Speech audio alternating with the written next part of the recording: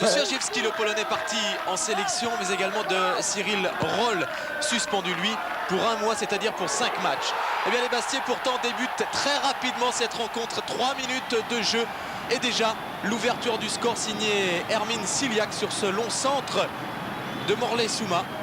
Grondin, vous l'avez vu, qui glisse au moment de sauter. Le défenseur cannois, il est pris après dans la hauteur et dans le duel aérien par Ciliac. 3 minutes de jeu et déjà les hostilités sont lancées. Et bien lancées. Et Cannes réagit parce que Cannes est allé s'imposer à Nantes. Cannes qui ne compte que 2 victoires de son championnat, mais 2 victoires à l'extérieur, à Châteauroux et à Nantes. Cannes qui réagit 5 minutes après l'ouverture du score. Laurent Leroy marque son premier but de la saison.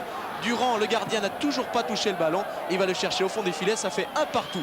Et Bastia qui se fait balloter par la vivacité des attaquants cannois. Pour preuve, cette nouvelle montée d'Adel Boutoba qui s'essaye malgré l'angle fermé. Ça donne des soucis à Frédéric Antonetti, l'entraîneur corse. Des soucis encore sur ce corner. Durand est encore battu, devancé par la tête de Yannick Fischer, le défenseur central. Beaucoup d'alertes devant la cage de Durand. Suppléé là par Mamadou Faye.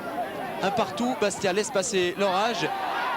Et Franck Jurietti monte de son poste d'arrière gauche pour mettre ce centre et servir admirablement Wilfried Goel qui à la demi-heure de jeu redonne l'avantage au Bastiais. 100% de réussite pour les Corses et 2-1 après une demi-heure de jeu.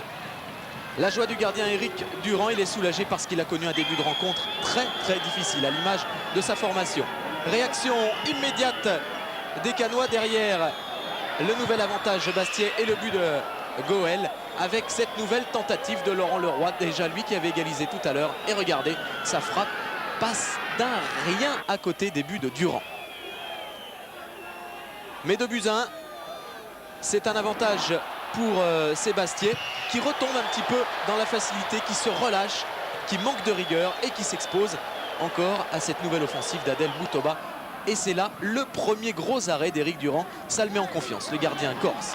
Confiance aussi chez Prince, Dave Prince, qui réalise un véritable festival en plein cœur de la défense cannoise et qui va se heurter à Adi Côte. L'entraîneur joueur de l'AS Cannes en est réduit à la faute. Une grosse faute dans la surface. C'est un pénalty indiscutable que siffle Monsieur Duhamel 5 minutes avant la mi-temps. Et le doublé pour Hermine Ciliac, le Slovène, qui marque là son 4e but du championnat et qui est donc le meilleur buteur corse en ce début de saison. 3-1. L'avantage est plutôt flatteur à la mi-temps pour l'Écosse. Deuxième période et les Cannois qui repartent sur les mêmes bases avec les mêmes intentions. Malheureusement de la précipitation chez le capitaine Jimmy Capou qui avait le temps de contrôler certainement plus d'eau que de reprendre de voler. La pression cannoise encore. Des Cannois qui sur corner se montrent dangereux. La frappe encore une fois de Jimmy Capou, c'est hors cadre. Mais Bastia souffre et Bastia n'est pas à l'abri, pas complètement serein parce qu'on sent bien que si Cannes remet un 2e but, eh bien Cannes reviendrait dans le match et inquiéterait de nouveau ses Corses.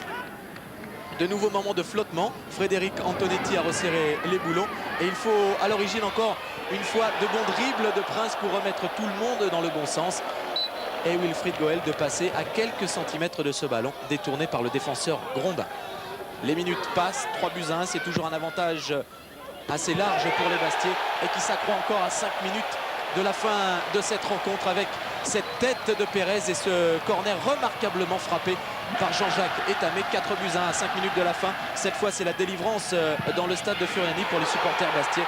D'autant que quelques secondes plus tard, Franck Jurietti inscrit un 5e et dernier but pour le Sporting Club de Bastia. 5-1, large victoire, pas vraiment révélatrice de ce qui s'est passé sur le terrain. Certes, Bastia méritait sa victoire, il y a eu de l'audace chez les Bastiais, du réalisme. 5-1, grosse victoire et belle opération pour les Corses.